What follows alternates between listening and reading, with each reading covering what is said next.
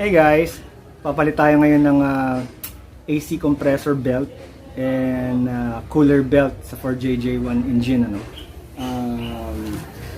Ito, kung hinahanap nyo yung part number, ito siya. Yeah.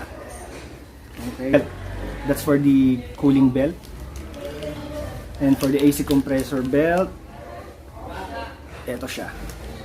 Papakita ko sa inyo yan kung paano i-dismantle and check ng tamang tension without any special tools.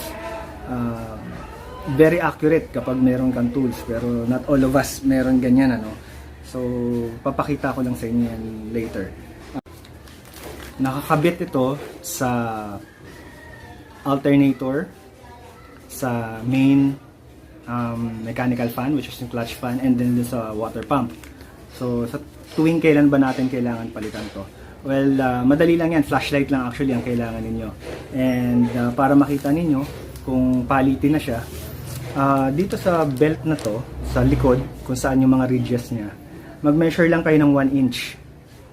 And doon sa loob ng 1 inch na yan, kapag maka-identify kayo ng 7 cracks sa loob ng 1 inch na yun, it's time to replace yung cooling fan belt na ganito, no?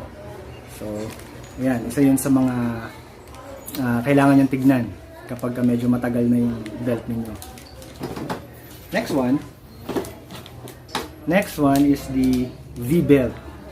Itong V-belt na to is sa AC compressor and naka-tap din siya dun sa idler pulley.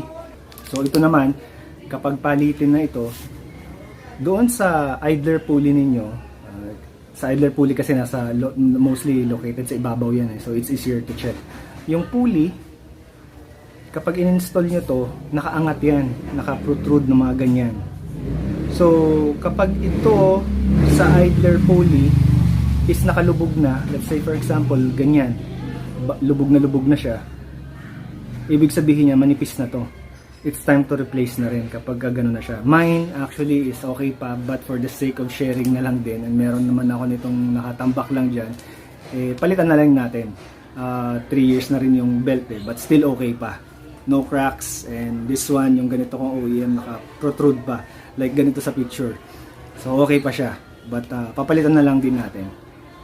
Ayan.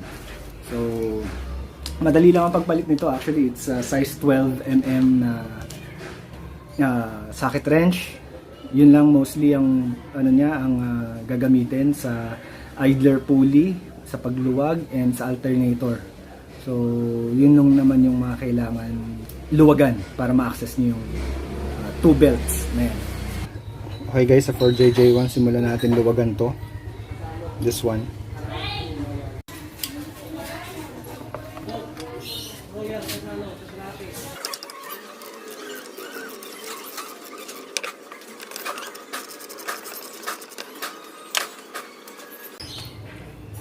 The next, luluwagan natin to hanggang sa bumaba itong idler bearing.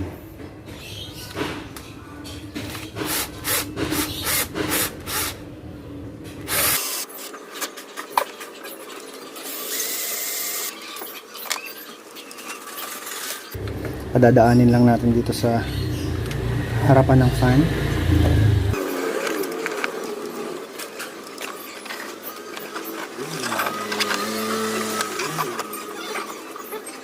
Tanggal na natin. Awesome. Then next natin is yung serpentine belt. Luwagan natin yan dito sa alternator.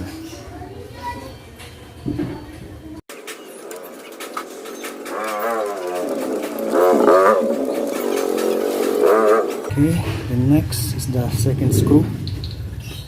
Naluwagan na natin tong lock.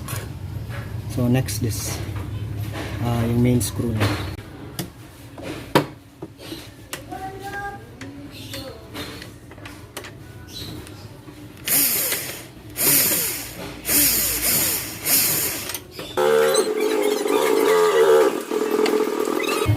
Okay. Dadaanin natin siya sa front ng fan.